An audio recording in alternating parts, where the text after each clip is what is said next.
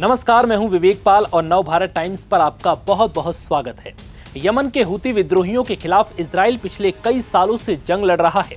हूतियों को लगातार सबक सिखाने और जड़ से मिटाने के लिए इजराइल अब तक कई बड़े हमले कर चुका है, लेकिन इस बार इजराइल ने हूती विद्रोहियों को सबसे बड़ा झटका दिया है, क्योंकि इस बार इजरायली सेना ने हूती सरकार के प्रधानमंत्री समेत पूरी कैबिनेट को एयर स्ट्राइक में ढेर कर दिया।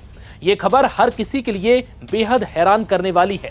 हमले में मरने वालों में हूती के प्रधानमंत्री अहमद अल रहावी, रक्षा मंत्री Mohammed al Altafi, chief of staff Mohammed Abdul Karim al Ghamari और अन्य वरिष्ठ मंत्री शामिल हैं।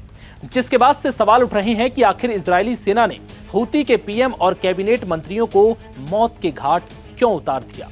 लेकिन उससे पहले ये जान लीजिए कि इजराइल ने ये एयर स्ट्राइक क्यों की। दरअसल हूती विद्रोहियों ने यमन से इजराइल पर 28 अगस्त को मिसाइल और ड्रोन दागे थे, जिसके बदले में जवाबी कार्रवाई करते हुए इजराइल की वायुसेना ने हूती विद्रोहियों के कंट्रोल वाले यमन के सना शहर पर एयर स्ट्राइक की, जिसमें हूतियों के सैन्य ठिकानों और राष्ट्रपति भवन पर बमबारी में 10 हूती कमांडर, लड़ाके और 90 से ज्यादा लोग घायल हुए। जानकारी के मुताबिक 2 दिन पहले इजराइल की वायुसेना ने ऑपरेशन लकी ड्रॉप के तहत हूती सरकार के सभी मंत्रियों को निशाना बनाया था। हमले के समय 28 अगस्त को हूती सरकार के कैबिनेट मंत्री सरकारी गतिविधियों की समीक्षा के लिए एक कार्यशाला में मौजूद थे। सूत्रों से पता चला कि इजराइल की सेना ने पूरी प्लानिंग के साथ इस हमले को अंजाम दिया, जिसकी बारीकी से तैयारी की गई थी। और जब प्रधानमंत्री समेत तमाम मंत्री वहां मीटिंग कर रहे थे, तभी मौका रहते इजरायली सेना ने सभी को एयर स्ट्राइक में ढेर कर दिया। वहीं प्रधानमंत्री अहमद की मौत के बाद मोहम्मद अहमद मुफ्ताह को कार्यवाहक प्रधानमंत्री नियुक्त किया गया है। अब आपको बताते हैं कि हूती विद्रोहियों की इजराइल से क्या दुश्मनी है। इजराइल से हूतियों की दुश्मनी का कारण हमास का समर्थन है।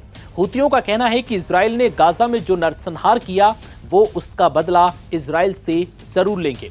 हूतियों का नारा है, ईश्वर महान है, अमेरिका और इजराइल खत्म हो, यहूदियों का विनाश हो और इस्लाम की विजय हो। कौन है हूती विद्रोही और क्या है इनका मकसद, अब ये भी जान लीजिए। हूतियों को अंसार अल्लाह यानी अल्लाह का समर्थक कहा जाता है, जो यमन में शिया जैदी मुस्लिमों के विरोधी हैं। यमन में करीब 35% शिया और करीब 60% सुन्नी समुदाय के लोग हैं।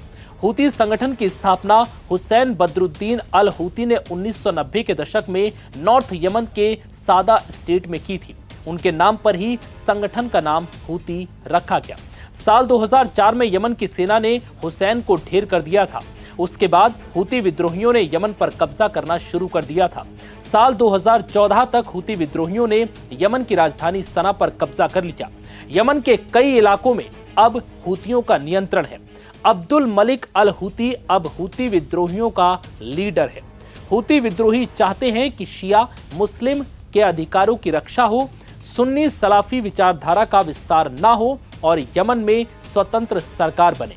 वो लोकतांत्रिक गैर सांप्रदायिक गणराज्य के समर्थक हैं। इसके लिए वो संघर्ष कर रहे हैं और यमन से लगने वाले लाल सागर पर कब्जा किए हुए हैं। बता दें कि हूती विद्रोहियों ने लाल सागर में आतंक मचा रखा है। वो लाल सागर से गुजरने वाली समुद्री जहाजों पर हमला करते हैं। हूती विद्रोहियों ने हाल ही में लाल सागर में इजराइल के कमर्शियल शिप पर हमला किया था। जवाबी कार्रवाई करते हुए इजराइल की सेना ने यमन की राजधानी सना और होदेदा शहर समेत कई हूती नियंत्रण शहरों में हमले किए। मई 2025 में हुए ताजा हमलों में सना का एयरपोर्ट ध्वस्त हो गया। इस हमले के बाद अमेरिका की सरकार ने हूती विद्रोहियों के साथ समझौता किया था। वो लाल सागर में जहाजों पर हमला नहीं करेंगे, लेकिन हूती विद्रोहियों ने इजराइल समर्थक ठिकानों पर हमला करने की शर्त रखी थी। हालांकि बाद में बात नहीं बनी, जिसके बाद से लगातार हूती विद्रोही लाल सागर पर जहाजों पर हमला करते आ रहे हैं। लेकिन इस बीच अब इजराइल की इस एयर स्ट्राइक में हूती प्रधानमंत्री समेत कई कैबिनेट मंत्री ढेर हो गए, जो हूती विद्रोहियों के लिए सबसे बड़ा झटका है। फिलहाल इस वीडियो में इतना ही। इजाजत दीजिए, नमस्कार।